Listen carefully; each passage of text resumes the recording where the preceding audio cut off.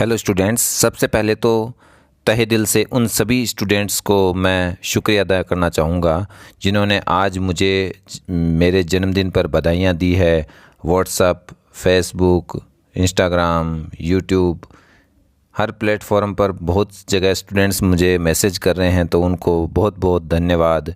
उन्होंने मुझे इतना प्यार दिया। और यूट्यूब के भी सभी जितने भी स्टूडेंट्स हैं उन सभी को भी बहुत बहुत धन्यवाद, उनका बहुत बहुत आभार कि वो मेरे यूट्यूब के चैनल से जुड़े हुए हैं, मुझे सब्सक्राइब भी कर रखा है। तो सबको एक बार फिर से धन्यवाद। अब आज का जो वीडियो है, कक्षा 12 में हिंदी अनिवार्य जो विषय है उसकी एक पुस्तक है आपकी वितान, भाग 2 जो है उसका। उसमें आपके सिलेबस में 2 पार्ट हैं, एक तो सिल्वर वेडिंग है, एक जूझ है। तो उन पाठों के महत्वपूर्ण प्रश्न जो कि बोर्ड परीक्षा में आएंगे उसका आज का ये वीडियो है। वीडियो को पूरा अंत तक देख लीजिएगा और चैनल को अगर आपने सब्सक्राइब नहीं किया है तो सब्सक्राइब भी कर लीजिएगा। तो आइए शुरू करते हैं। सबसे पहले अति लघुत्रात्मक प्रश्न, सिल्वर वेडिंग कहानी की मूल संवेदना किसे कहा जा सकता है?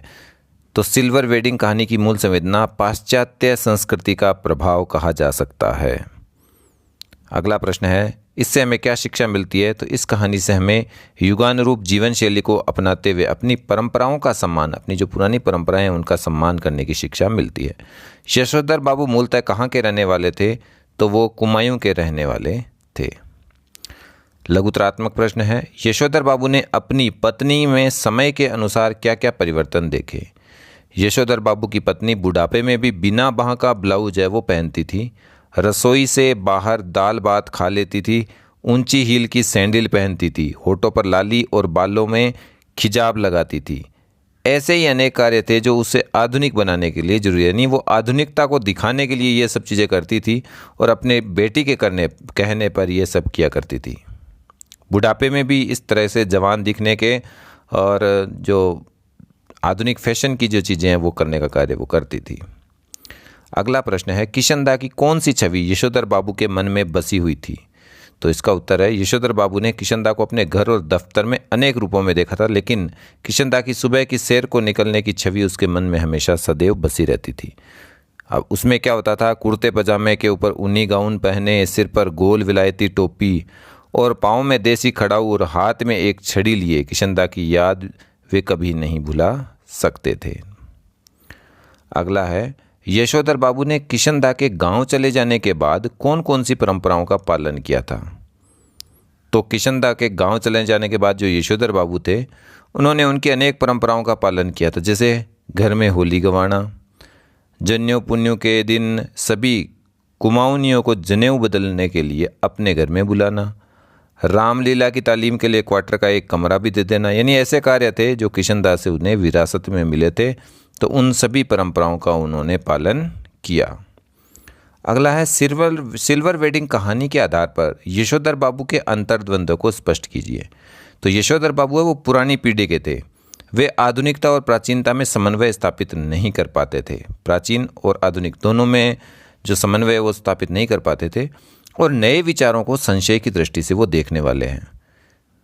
इस तरह से वे ऑफिस और घर दोनों से बेगाने हो जाते हैं। वे मंदिर जाते हैं, रिश्तेदारी निभाना चाहते हैं लेकिन अपना मकान नहीं खरीदना चाहते।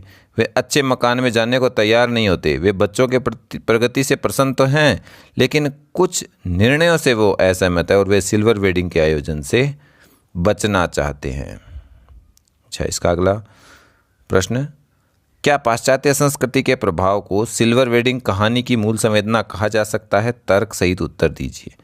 प्रश्न की भाषा बोर्ड परीक्षा में थोड़ी बहुत चेंज हो सकती है लेकिन उत्तर लगभग इसी से संबंधित है वो होगा। ये प्रश्न काफ़ी अच्छा इंपॉर्टेंट है। प्रश्न की भाषा हल्की फुल्की चेंज हो सकती है लेकिन उत्तर लगभग यही होगा उसका। सिल्वर वेडिंग कहानी में युवा पीढ़ी को पाश्चात्य रंग में रंगा हुआ दिखाया गया है। इसमें भारतीय मूल्य और परंपराओं के लिए कोई स्थान नहीं है। वे रिश्तेदारी, रीति रिवाज, वेशभूषा आदि सबको छोड़ करके पश्चिमी परंपरा को अपना रहे हैं। यानी आज की जो युवा पीढ़ी है वो पाश्चात्य संस्कृति को ज़्यादा अपना रही है, परंतु यह कहानी की मूल संवेदना नहीं है। कहानी के पात्र यशोधर पुरानी परंपराओं को जीवित रखे हुए हैं।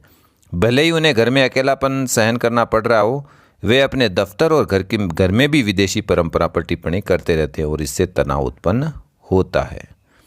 अगला प्रश्न है, यशोधर बाबू की पत्नी समय के साथ ढल सकने में सफल होती है लेकिन यशोधर बाबू असफल क्यों?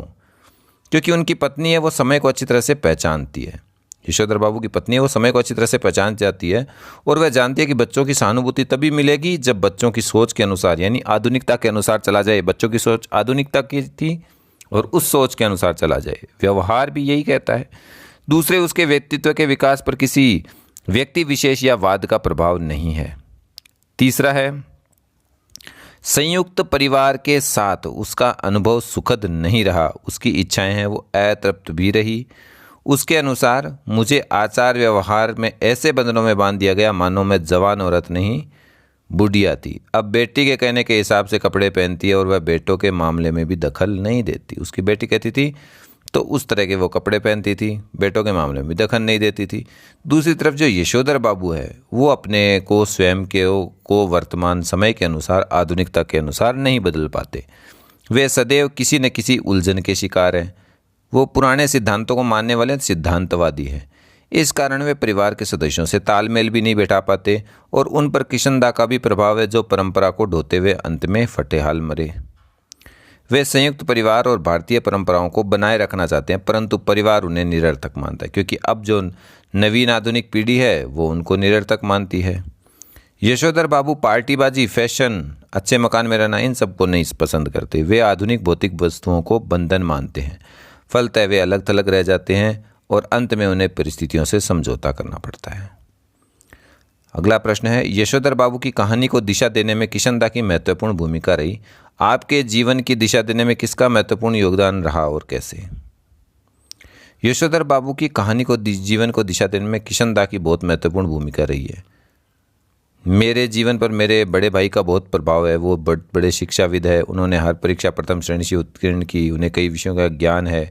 परिवार वाले उन्हें इंजीनियर बनाना चाहते थे लेकिन उन्होंने खुद साफ मना कर दिया। और तो ये अपने आप अपने मन से उत्तर इसको लिखना है, अपने शब्दों में लिखना है। आप किससे जिससे भी प्रभावित है उनके बारे में। अगला है, क्या यशोधर बाबू अपने ही घर में अकेले पड़ गए हैं? समझा कर लिखिए। तो यशोधर बाबू की पत्नी देहात की रहने वाली अनपढ़ एक महिला है लेकिन यशोधर बाबू के पुराणपंथी व्यवहार ने उन्हें विद्रोही बना दिया। अतः वह अपनी पुत्री और तीनों पुत्र के अनुसार ही रहना पसंद करती है। उनके आदर्शवादी स्वभाव के कारण उनकी संतान उनकी उपेक्षा करती है और उनसे बिना पूछे कुछ भी करने को तैयार हो जाती है, चाहे उसे अपने पिता का अपमान ही करना पड़े।